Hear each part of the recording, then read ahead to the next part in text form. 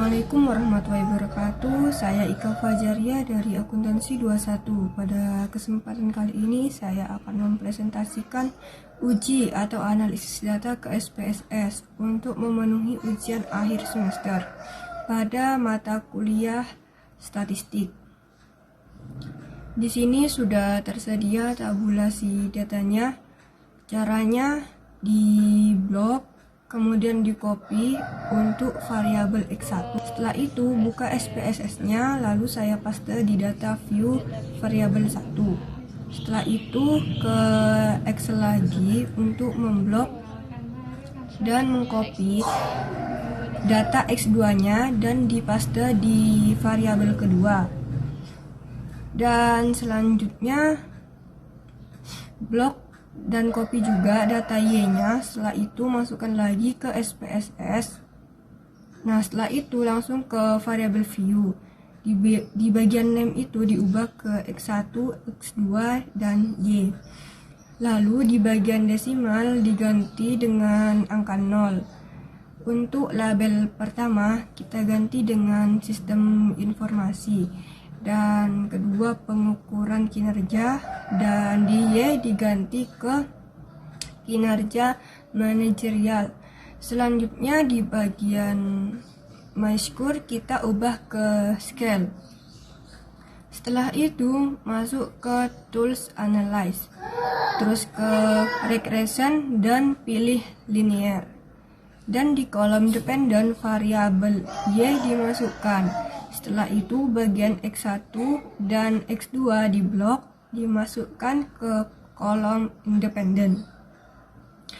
Setelah itu di bagian statistik centang R-square, change, descriptive, linearity, dan Darwin, lalu continue.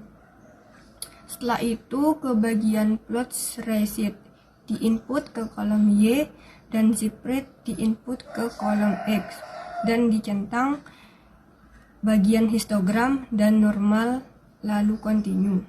Kemudian save dan centang bagian unstandardized dan continue. Kemudian option dan continue.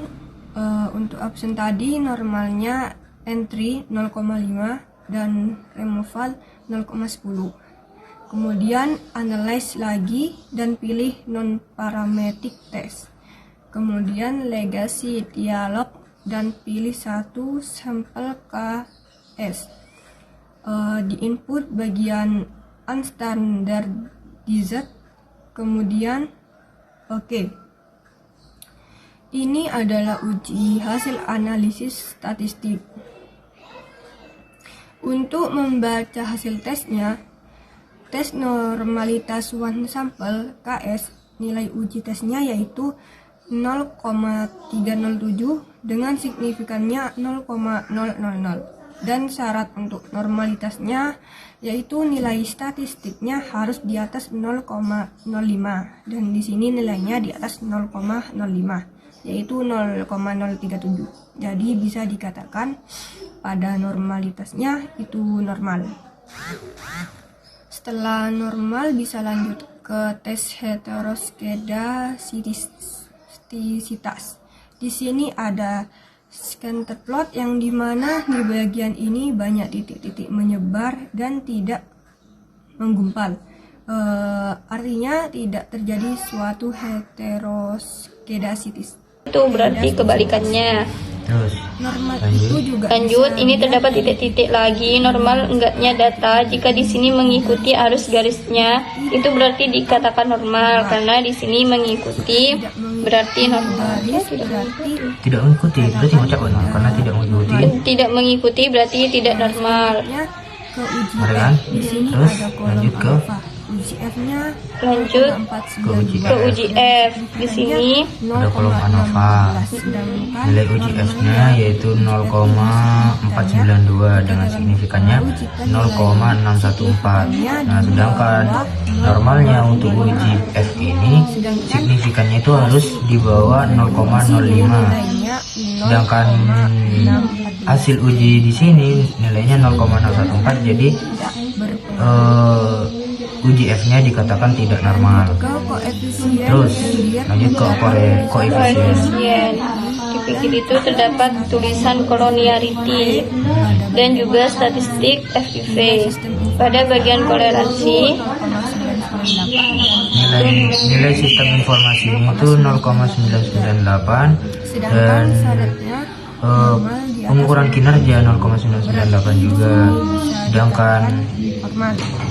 syaratnya Di atas 0,10 tidak terjadi itu syaratnya normalnya di atas 0,10.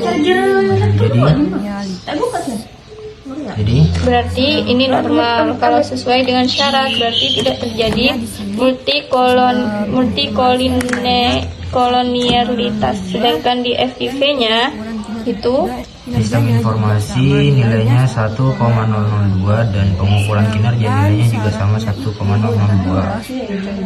Terus di sini bisa sedangkan persyaratannya itu di bawah 10. Berarti di sini di atas 10 apa? untuk nilai di atas itu berarti sesuai Tadi sesuai syarat. Terus Lanjut lanjut ke ke uji uji T. T. Di uji T nilai sistem informasinya 0,839, sedangkan nilai pengukuran kinerjanya di nilai uji T minus 0,565 dengan signifikan sistem informasi 0,405, signifikan pengukuran kinerja 0,574. Nah, sedangkan normalnya itu Kalau nilainya untuk kurang dari nilai T adalah signifikannya kurang dari 0,05. Sedangkan di sini kedua variabelnya lebih dari 0,05. Jadi berpengaruh. saja sekian dari saya. jadi kalau signifikannya itu di atas 0,05